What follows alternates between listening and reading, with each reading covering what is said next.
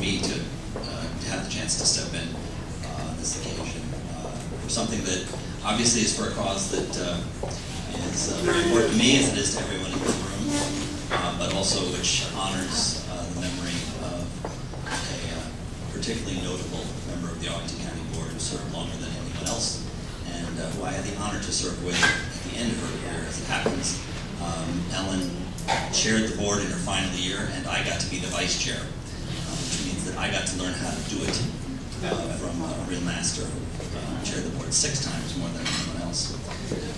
I'm also very fortunate to be able to be here on this occasion because the honorees do happen to be folks that I've had the privilege to work with directly on housing issues throughout my work in this county, and I'm very pleased to be able to be here with all of you to honor them. They're 3 different folks, and individuals and groups of folks, and in different ways they have contributed to dealing with Arlington's most intractable problem, as our former colleague Al Eisenberg used to say, affordable housing. From the private sector side in delivering affordable housing directly, in the community side in showing how Arlington's values translate into real action in a very tangible way, and from the public side as a public servant to deliver affordable housing. These honorees also have contributed specifically to the corridor that we're in here tonight, and which is my home, the Columbia Pike Corridor. So that's something also that is a connection for me. Their collective impact is strongly felt all along the Columbia Pike Corridor, but also throughout the county.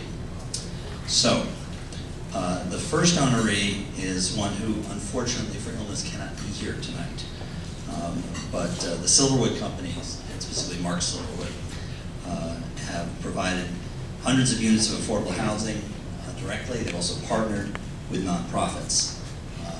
There are specific examples right here on Columbia Pike. Mark, the first project I can remember that he did on Columbia Pike was in the Columbia Heights West area called the Monterey. But there's actually 2 parts and 2 names. I'm forgetting now what the other one's called. But it involved we had a housing complex that was really run down. And I remember at the time Charles Monroe was on the county board, and I remember he went and visited. I remember him coming back and saying, this is in as bad condition as anything he'd ever seen. And there was a lot of work by a number of people in the community saying, what's something to be done about it. And in the end, a partnership resulted that provided for the preservation of some of the existing units renovated that are now still committed affordable units, rental units for people of low and moderate income. The creation of some new housing, which included an ownership component, and within the ownership component also some affordable ownership units that people of more moderate income were able to buy. Subsequently, also did the Quebec apartments down here in my neighborhood in Douglas Park, and renovated a whole complex that is a very good example of the kind of improvements this work can bring. Mark has also been very active with the business and residential leadership here on the Pike in a number of ways, including with Columbia Pike Revitalization Organization. I know I saw Takis, is Takis still here? Takis Karantonis, including, I believe, with the Blues Festival. In any case, Mark has asked that the award of $1,000 be given to a Pike-based nonprofit, the Arlington Free Clinic. So I think that's what it is.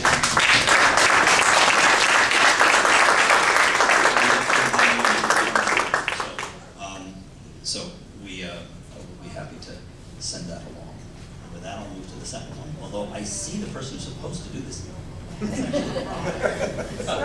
You're doing fine. Well, I won't force him to do it, because in particular, as I said, I do feel quite a connection tonight to those who are being recognized. And in this case, the second group is one, I suppose, I'm actually technically a member of, so I don't know if is this a conflict of interest? It could be. but I had nothing to do with the selection. But the Douglas Park Civic Association, a very fine neighborhood, provides a positive model for neighborhood engagement. Again, this is my neighborhood association, right? So obviously I'm biased, but it says here, along with other civic groups, DPCA spent long hours of personal time assisting the crafting the Pike Neighborhoods Plan. I actually know that that is true. They struck the needed balance between common neighborhood concerns like street design and traffic circulation, and the need to live with more density to help support affordable housing. While doing this, Douglas Park leaders keep the neighborhood informed by use of an active and up-to-date website and newsletters. They're an example of the Arlington Way. And while they monitor a range of transportation and design issues, the DPCA also holds an annual holiday fund drive. Yes, I owe my check. It's getting there this week. To help neighbors in need. In keeping with that spirit, Douglas Park Civic Association requested that its award be split between Greenbrier Learning Center and Northern Virginia Habitat for Humanity.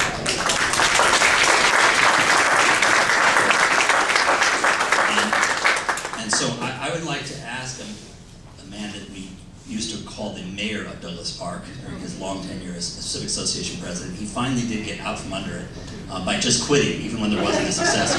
So somebody would have to take the job and step up. But no one really wanted to follow John. John Snyder, would you please come forward?